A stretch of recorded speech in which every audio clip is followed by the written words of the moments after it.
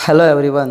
BSc first year की online classes में हम बात कर रहे थे पिछली क्लास में आयनिक पोटेंशियल के बारे में हमने जो है डिस्कस की थी। उसमें हमने पढ़ा था कि किसी भी गैसीय या विलगित या परमाणु या उदासीन परमाणु के बाह्यतम कोश से एक इलेक्ट्रॉन निकालने के लिए आवश्यक ऊर्जा अपनी जो है आयनिक ऊर्जा होती है या आयनन विभव होता है। किसी भी परमाणु से एक इलेक्ट्रॉन निकालने के लिए आवश्यक ऊर्जा प्रथम आयनन ऊर्जा होती है, जबकि उसी परमाणु से द्वितीय इलेक्ट्रॉन निकालने के लिए आवश्यक ऊर्जा जो है द्वितीयक आयनन ऊर्जा कहलाती है।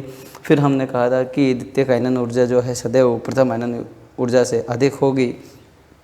फिर हमने आयनन ऊर्जा को प्रभावित करने वाले कारकों के बारे में बात की थी। अब उसी क्रम में आज की क्लास में हम जो है आयनन विभव में आवर्तिता की बात करेंगे। मैंने आपसे कहा था कि आप एक बार आवर्त सारणी ज़रूर देखिएगा। आवर्त सारणी का जो लेक्चर है मैंने डाला हुआ है।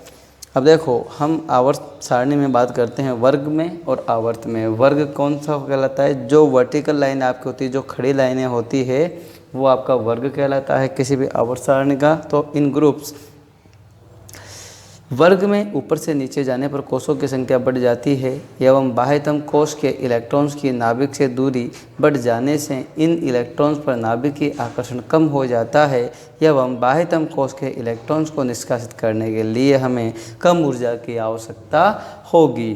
किसकी आवश्यकता होगी? कम ऊर्जा की, क्योंकि हम जानते हैं कि डाउन द ग्रुप जाने पर नंबर ऑफ सेल्स इंक्रीज होते हैं। नंबर ऑफ सेल्स इंक्रीज होंगे तो आकार बढ़ेगा तो नाभिक का बाह्यतम कोष के इलेक्ट्रॉनों पर आकर्षण कम होगा, और जब आकर्षण कम होगा तो उनको तोड़ने के लिए हमें कम ऊर्जा की आवश्यकता होगी। सेकंड पॉइंट आपका जो है वो है, देखो, आवर्त में इन पीरियड।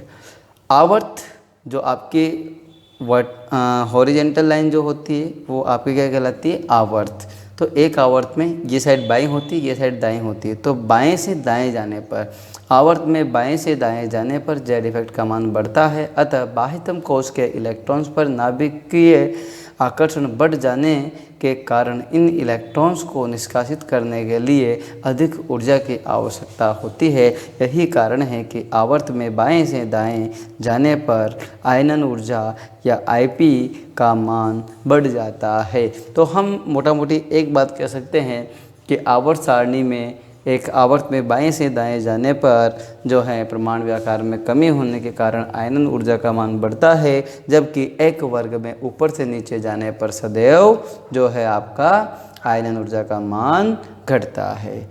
अब ये तो हो गई जनरल ट्रेंड की बात। अब यहाँ से तो आपसे क्वेश्चन बहुत कम केसेस में पूछेगा, बहुत रेयर केस में वो क्वेश्चन पूछता है अपवादों से। अब देखो, अपवाद वो है जो इन नियमों की पालना नहीं करते हैं। तो देखो, अपवादों से हमेशा क्वेश्चन पूछा जाता है।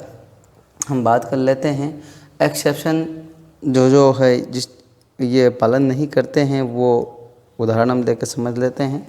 जैसे कि हम सेकंड ए वर्ग के तत्वों का आयनन विभव समीप प्रति थर्ड ए वर्ग के तत्वों के आयनन विभव से अधिक होता है। देखो, सेकंड ए आगे होता है, थर्ड ए पीछे होता है। थर्ड ए का मतलब कौन था? 13वां जो वर्ग है आपका, 13वां ग्रुप है, वो थर्ड ए कहलाता है, और सेकंड ए ग्रुप कहलाता है आपका 12वां वर्ग। तो हमने अभी भी कहा कि हम लेफ्ट से राइट जा रहे हैं तो आयनन विभव का मान बढ़ना चाहिए, लेकिन यहाँ पर उल्टा हो रहा है कि सेकंड ए का जो आयनन विभव का मान है वो थर्ड ए से अधिक है। तो ऐसा क्यों हो रहा है? नहीं होना चाहिए। तो उसकी एक्सप्लेनेशन हम देते हैं। सेकंड ए वर्ग के तत्वों का सामान्य इलेक्ट्रॉनिक विन्यास NH2 होता है। अतः पूर्ण पूरित S कक्षक की उपस्थिति के कारण यह तत्व आसानी से इलेक्ट्रॉन का परित्याग नहीं करते हैं। इसी कारण इनका आयनन विभव अथवा आयनन ऊर्जा जो है IP अधिक होती है। समझ में आती है एक बात यहाँ तक? अब इसके बाद परंतु थर्ड ए 13वें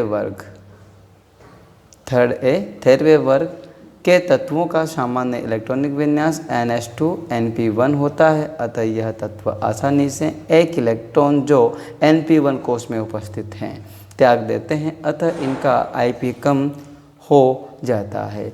तो देखो बेटा, सेकंड ए आपका, फर्स्ट ए आपका S ग्रुप का जो पहला वर्ग है, सेकंड ए आपका दूसरा वर्ग है, उसके बाद आपका यहाँ से स्टार्ट होता है नीचे वाली लाइन से थर्ड बी, और थर्ड बी से लेके कहाँ तक जाता है आपका जो है वापस 8th बी, फिर उसके बाद में 1st बी, 2nd बी और लास्ट में 13वें पे चला जाता है आपका जो है 3rd ए। ठीक है, तो 13वें ग्रुप और 2nd ग्रुप की हम यहाँ बात कर रहे हैं। तो 2nd ग्रुप का आयनन विभव 13वें वर्ग से ज़्यादा होता है। उसका रीज़न मैंने आपको बताया कि यहाँ पर जो एस ऑर्बिटल होता है, एस सबसेल होते हैं, वो पूर्ण पूरित होते हैं और पूर्ण पूरित होने के कारण यहाँ से इलेक्ट्रॉन को निकलना थोड़ा सा मुश्किल हो जाता है। जबकि यहाँ पर जो है आपका Np1 में जो इलेक्ट्रॉन है वो आसानी से निकल जाता है और इसी कारण से इसका आयनन विभव का मान कम होता है। देखो, इसे एक ग्राफिकल मेथड से भी समझने का प्रयास करते हैं। हम इसे निम्न प्रकार समझ सकते हैं, जैसे 2nd ए जिसको हम 2nd ग्रुप कहते हैं, द्वितीय ग्रुप, और 3rd ए जो 13वां ग्रुप आपका है आवर्त सारणी का। इसमें उपस्थित एलिमेंट है आपका बेरिलियम जिसका परमाणु क्रमांक 4 है। इसमें उपस्थित एलिमेंट जो है बोरान, उसका परमाणु क्रमांक आपका 5 है। इसका इलेक्ट्रॉनिक विन्यास होता है 1s2 2s2, इसका विन्यास होता है 1s2 2s2 2p1। यहाँ तक किसी को कोई समस्या नहीं है। अब इसके आगे की जो कहानी वो महत्वपूर्ण है। यहाँ से भी हमने एक इलेक्ट्रॉन निकाला, पूर्ण पूरित विन्यास जो है इसका पूर्ण पूरित विन्यास है, एक इलेक्ट्रॉन निकाला जिसको हमने IP1 कहा, जो कि पूर्ण पूरित विन्यास होने के कारण स्थायी है। तो यहाँ पर विन्यास क्या बचेगा 1s2 2s1। तो यहाँ पूर्ण पूरित से अर्धपूरित हो गया आपका। तो हम जानते हैं कि पूर्ण पूरित कक्षकों का स्थायित्व अर्धपूरित की तुलना में ज़्यादा होता है। इसी प्रकार यदि हम यहाँ बात करें, ये जो विन्यास है ये अपूर्ण पूरित है या अर्धपूरित भी नहीं है, ये है ना। तो यहाँ से एक इलेक्ट्रॉन निकला -1 इलेक्ट्रॉन, तो अपूर्ण पूरित विन्यास से निकाला हमने जो अस्थायी है। तो यहाँ से इलेक्ट्रॉन निकलने के बाद जो विन्यास बचा वो है आपका 1s2 2s2 2p0, जो कि ये फुली फिल्ड है, तो ये ज़्यादा अस्थायी है। हम इसे यूँ समझ लेते हैं। देखो, अपूर्ण पूरित जो होते हैं वो अनस्टेबल होते हैं। अपूर्ण पूरित का मतलब यह है कि वो आधा भरा भी नहीं और पूरा भरा भी नहीं हो। जैसे कि इसमें 2 इलेक्ट्रॉन है, ये अपूर्ण पूरित है, अर्धपूरित नहीं है। इसमें जो है 1 इलेक्ट्रॉन कम है, तो ये भी अपूर्ण पूरित है। इसमें देखो 3 कक्षकों में 3 इलेक्ट्रॉन भरे, तो ये अर्धपूरित स्टेबल होगा। ये 3 कक्षकों में 6 इलेक्ट्रॉन भरे, ये पूर्ण पूरित, ये स्टेबल होगा। इसी प्रकार यहाँ पर 3 कक्षकों में 4 इलेक्ट्रॉन है, ये अपूर्ण पूरित, ये अनस्टेबल होगा। तो ये आपको पता होना चाहिए। तो हम एक लाइन में ये कह सकते हैं कि हमेशा रिक्त, अर्धपूरित, पूर्ण पूरित कक्षकों का स्थायित्व अपूर्ण पूरित कक्षकों की तुलना में अधिक होता है और कक्षकों की जो है स्टेबिलिटी के कारण ही हम इस अपवाद को समझा सकते हैं। समझ में आई बेटा बात यहाँ पर? तो देखें यहाँ पर जैसे IP1 बेरिलियम का और IP1 बोरान का, तो IP का जो मान है अणु का मान वो बेरिलियम के लिए ज़्यादा है एज कम्पेयर टू बोरान। इसको आप समझा सकते हो। इसके बाद आपका 2nd एक्सेप्शन ले लो आप, ये है 6A जिसको 16वां ग्रुप है। 6A वर्ग के तत्वों का आयनन विभव 5A जो 15वें वर्ग के तत्व की अपेक्षा कम होता है। देखो 6A का ज़्यादा होना चाहिए, 6A का ज़्यादा होना चाहिए 5A से, या हम कह सकते हैं 16वें ग्रुप का ज़्यादा होना चाहिए 15वें ग्रुप से, क्योंकि हमने अभी भी कहा है थोड़ी देर पहले कि आवर्त सारणी में बाएं से दाएं जाने पर प्रमाण व्याकार कम होता है, प्रमाण व्याकार कम होता है, जेड इफेक्ट बढ़ेगा, जेड इफेक्ट बढ़ेगा तो आयनन विभव का मान बढ़ेगा, लेकिन ऐसा होता नहीं है। इसका रीज़न है, हम लिखते हैं कारण। देखिए 6A वर्ग के तत्वों का समान इलेक्ट्रॉनिक विन्यास NS2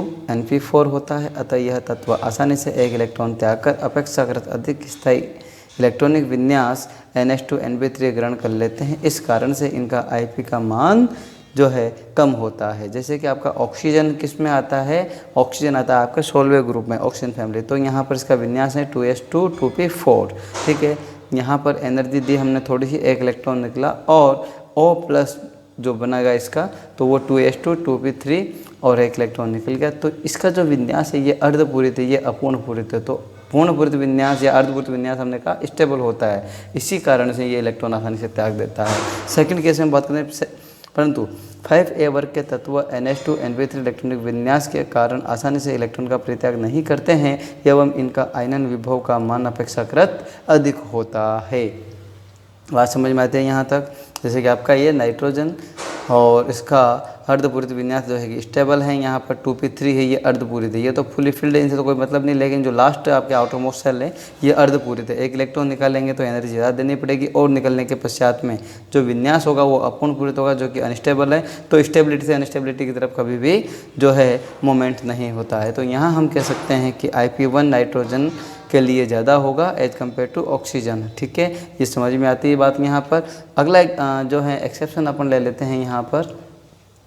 तीसरे एवं चौथे आवर्त के तत्वों का आयनन विभव में अधिक अंतर नहीं होता है। थर्ड आवर्त एंड फोर्थ आवर्त के तत्वों के आयनन विभव में अंतर नहीं होता। हमने अभी अभी कहा कि हम वर्ग में ऊपर से नीचे जाते हैं तो कोषों की संख्या बढ़ती है, और कोषों की संख्या बढ़ती है तो आयनन विभव का मान कम होना चाहिए, लेकिन ऐसा नहीं होता है। अब देखिए क्यों नहीं होता है, इसका रीज़न आपसे पूछेगा। तो चौथे आवर्त में गैलियम से पूर्व संक्रमण श्रेणी के तत्व उपस्थित रहते हैं, जिनके तीसरे कोष में 18 इलेक्ट्रॉन प्रविष्ट होते हैं। इस कारण इन तत्वों का जेड इफेक्ट बढ़ जाता है, और जेड इफेक्ट में यह वृद्धि तीसरे से चौथे आवर्त में जाने पर कोषों में वृद्धि के प्रभाव को नगण्य कर देती है। यह बात आपको ध्यान देने योग्य है। ठीक है, इस कारण IP में कोई विशेष अंतर इनमें नहीं होता है तीसरे से चौथे आवर्त में जाने पर।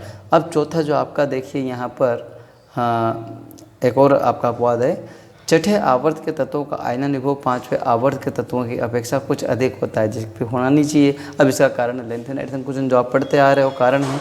छठे आवर्त में लेंथेनाइट श्रेणी के तत्व उपस्थित रहते हैं, जिनमें लेंथेनाइट संकुचन के कारण जेड इफेक्ट बढ़ जाता है एवं बाह्यतम कोष के इलेक्ट्रॉन्स पर नाभिकीय आकर्षण बढ़ जाता है। अतः इन इलेक्ट्रॉन्स को निष्कासित करने के लिए अधिक ऊर्जा की आवश्यकता होती है, जिससे इनका आयनन विभव अधिक हो जाता है। वेरी सिंपल सी बात है कि हम लेंथेनाइट संकुचन को पढ़ते आ रहे हैं छोटे क्लासों से ही, और जैसे ही हम पांचवें आवर्त से छठे आवर्त में जाते हैं तो लेंथेनम आता है, और लेंथेनम के कारण वहाँ पर संकुचन जो लेंथेनाइट वाला तत्व हैं उनके कारण वो अलग से सीरीज में पढ़े जाते हैं, और उनके बीच का जो गैप है उन